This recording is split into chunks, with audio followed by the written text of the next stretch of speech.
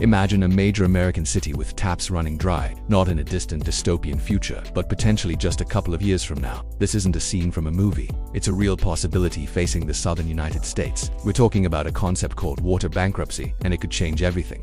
So, what exactly is water bankruptcy?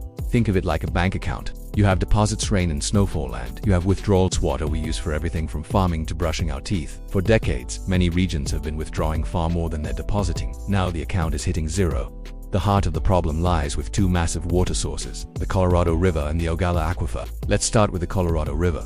This mighty river supplies water to 40 million people across 7 states, including Arizona and California. But a combination of overallocation, meaning we promised more water than the river actually has, and a historic climate change-fueled megadrought has shrunk it to crisis levels. Lake Mead and Lake Powell, the two largest reservoirs in the country, are stark visual proof of this decline. Their water levels have dropped so low that they threaten not just water supply, but also hydropower generation for millions. Meanwhile, beneath the Great Plains, from South Dakota down to Texas, lies the Ogallala Aquifer. It's a gigantic underground lake, a remnant of the Ice Age. This aquifer turned the arid plains into America's breadbasket, irrigating a massive portion of our crops. But here's the catch: the Ogallala recharges incredibly slowly. We've been pumping water out of it thousands of times faster than nature can put it back. In parts of Texas and Kansas, the aquifer is already effectively gone. Farmers are facing the tough choice of switching to less thirsty crops or leaving their fields fallow. So why the year 2026? It's not a hard deadline for every single place, but it represents a critical tipping point. The current agreements managing the Colorado River are set to expire in 2026. The 7 states that depend on it are now in intense high-stakes negotiations to decide who gets how much of a shrinking resource. If they fail to agree, the federal government could step in with drastic, unprecedented cuts. This isn't just about lawns turning brown.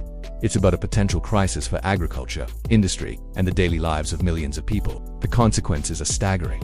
First, our food supply is at risk. The regions facing water scarcity produce a huge amount of the nation's food, from winter vegetables in Arizona to beef and grain in the plains.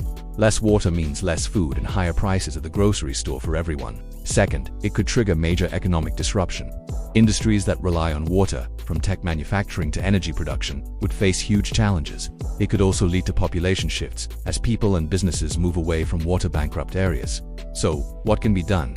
The situation is serious, but it's not hopeless. Solutions are being implemented, though on a scale that needs to be much, much larger. Cities like Las Vegas are leading the way in urban water conservation, recycling nearly all of their indoor water and paying residents to remove thirsty grass lawns. In agriculture, farmers are adopting more efficient irrigation techniques like drip systems that deliver water directly to plant roots, drastically reducing waste. There's also a big push for developing new water sources.